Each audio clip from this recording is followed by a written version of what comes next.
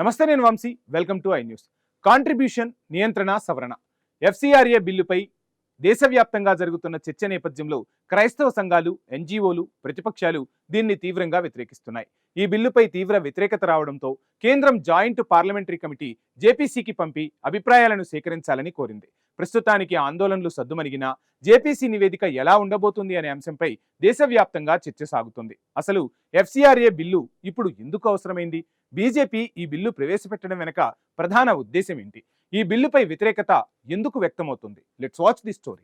విదేశాల నుంచి విరాళాల రూపంలో వచ్చే నిధుల నియంత్రణ కోసం చట్ట సవరణ చేయాలని కేంద్రం ప్రతిపాదించింది. చట్టపరమైన జవాబుదారీతనంలోని లోపాలను సరిదిద్దడానికి, విదేశీ నిధులను పటిష్టంగా పర్యవేక్షించడంతో పాటు జాతీయ భద్రతను పరిరక్షించడానికి భారత ప్రభుత్వం విదేశీ విరాళాల సవరణ బిల్లు 2026ను ప్రతిపాదించారు. ఈ విదేశీ సొమ్ములు ప్రజా జీవితంలోనూ రాజకీయ రంగంలోనూ దుర్వినియోగాన్ని నివారించడానికి, విదేశీ ఆర్థిక ప్రవాహాలను అడ్డుకోవడం ఒక ప్రాథమిక సార్వభౌమ హక్కుగా కేంద్రం భావిస్తుంది.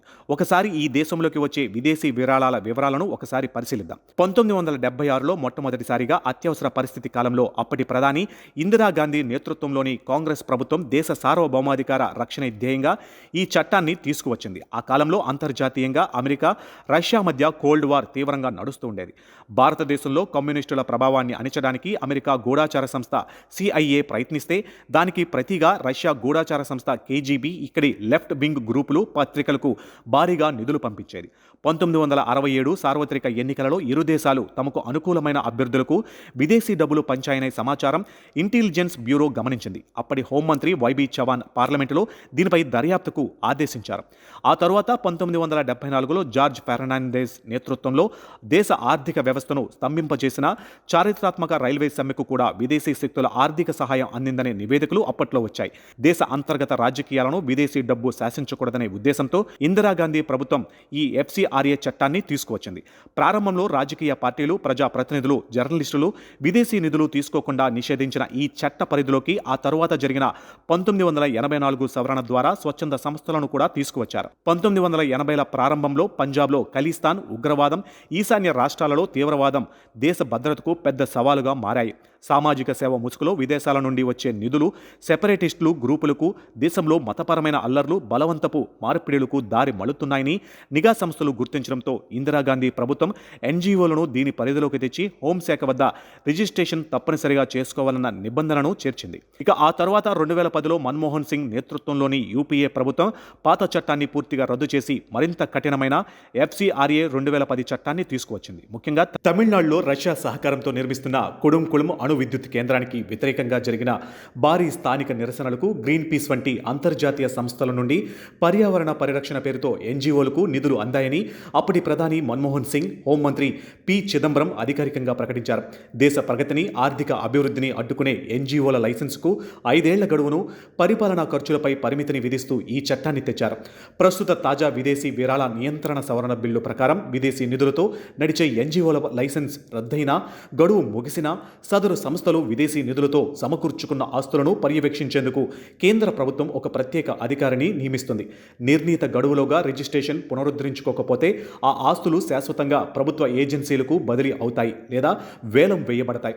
అయితే ఒకవేళ స్వాధీనం చేసుకున్న ఆస్తులలో ప్రార్థనా మందిరాలు, చర్చిలు, ఆరాధనా స్థలాలు ఉంటే వాటి మతపరమైన స్వభావాన్ని మార్చకూడదని, లౌకిక ఆస్తిగా మార్చడానికి వీల్లేదని చట్టంలో ప్రత్యేక రక్షణ కల్పించారు. దీనితో పాటు ఎన్జీఓల రిజిస్ట్రేషన్ పునరుద్ధరణ కోరే సంస్థలు గత 2 ఏళ్లలో కనీసం 10 లక్షల రూపాయల విదేశీ నిధులను ప్రజా ప్రయోజనాల కోసం ఉపయోగించి ఉండాలనే నిబంధనను తెచ్చారు. మరోవైపు ఈ చట్ట నిబంధనలను ఉల్లంఘించినందుకు గతంలో ఉన్న గరిష్ట 5 ఏళ్లు జైలు శిక్షను 1 సంవత్సరానికి తగ్గిస్తూ ప్రభుత్వం కొంత సడలింపు ఇచ్చింది. భారతీయ సంతతికి చెందిన వారు మినహా ఇతర విదేశీ పౌరులు ఎవరూ ఎన్జీఓలలో కీలక పదవులలో ఉండకూడదన్న నిబంధన ఉంది. ఇక ఆన్లైన్ దరఖాస్తుల్లో సంస్థ సామాజిక మాధ్యమాల ఖాతాల వివరాలను వెల్లడించాలని స్పష్టం చేశారు. ఏదైనా ఎన్జీఓపై విచారణ ప్రారంభించే ముందు సిబిఐ లాంటి దర్యాప్తు సంస్థలు, ఆయా రాష్ట్ర ప్రభుత్వాలు, కేంద్ర హోంశాఖ ముందస్తు అనుమతి తీసుకోవడం తప్పనిసరి చేశారు. ఈ కొత్త నిబంధనల వల్ల తాము తాము దశాబ్దాలుగా నిర్మించిన పాఠశాలలు, ఆసుపత్రులు, ఇతర ఆస్తులను ప్రభుత్వం ఎక్కడ లాక్కుంటుందోనని మైనారిటీ సంస్థలు, స్వచ్ఛంద సంస్థల నుంచి తీవ్ర ఆందోళనలు వ్యక్తమవుతున్నాయి. ఈ భయాలపై కేంద్ర హోంమంత్రి అమిత్ షా స్పందిస్తూ కీలకమైన హామీ ఇచ్చారు. ఈ చట్టాన్ని గతించిన కాలానికి వర్తింపజేయబోమని, అంటే గతంలో జరిగిన వాటిని కాకుండా చట్టం అమల్లోకి వచ్చిన రోజు నుంచే కొత్త నిబంధనలు వర్తిస్తాయని స్పష్టం చేశారు. దీనివల్ల పాత ఆస్తులకు ఎలాంటి ముప్పు ఉండదని భరోసా ఇచ్చారు.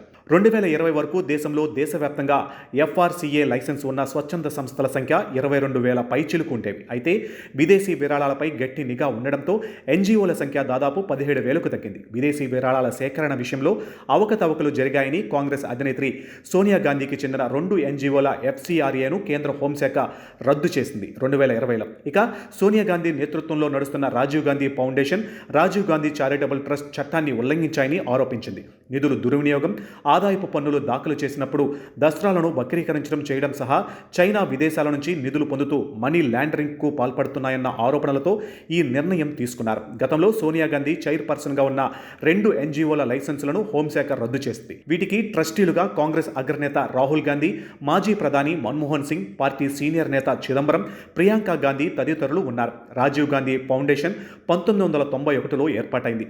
అణగారిన వర్గాలు, గ్రామీణ పేదల అవసరాలను తీర్చేందుకు రాజీవ్ గాంధీ చారిటబుల్ ట్రస్ట్ను 2002లో నెలకొల్పారు. కాగా అనేక ప్రతిపక్ష పార్టీలు FCRA సవరణ బిల్లును వ్యతిరేకిస్తున్నాయి. FCRA బిల్లును తీవ్రంగా వ్యతిరేకిస్తామని కాంగ్రెస్ ఎంపీ కేసీ వేణుగోపాల్ స్పష్టం చేశారు. ఇటువంటి బిల్లును ప్రభుత్వం బలవంతంగా ఆమోదింపచేయలేదన్నారు. మరోవైపు ఈ బిల్లును ఉపసంహరించుకోవాలని DMK చీఫ్ MK స్టాలిన్ కేంద్రాన్ని కోరారు. FCRA 2010లోని సెక్షన్ 15ను రద్దు చేయాలని డిమాండ్ చేశారు. అలాగే NCP కూడా ఈ బిల్లును వ్యతిరేకిస్తుంది. ఒత్తిడి పెరగడంతో కేంద్రం ఈ బిల్లును జాయింట్ పార్లమెంటరీ కమిటీ రివ్యూకు పంపించడంతో ప్రస్తుతం వివాదం సర్దుమణికింది. ఇతర కీలక బిల్లులు ఆమోదం పొందాల్సి ఉండడంతో కేంద్రం కూడా FCRA సవరణ బిల్లుపై కొంత ఆచితూచి వ్యవహరిస్తుంది.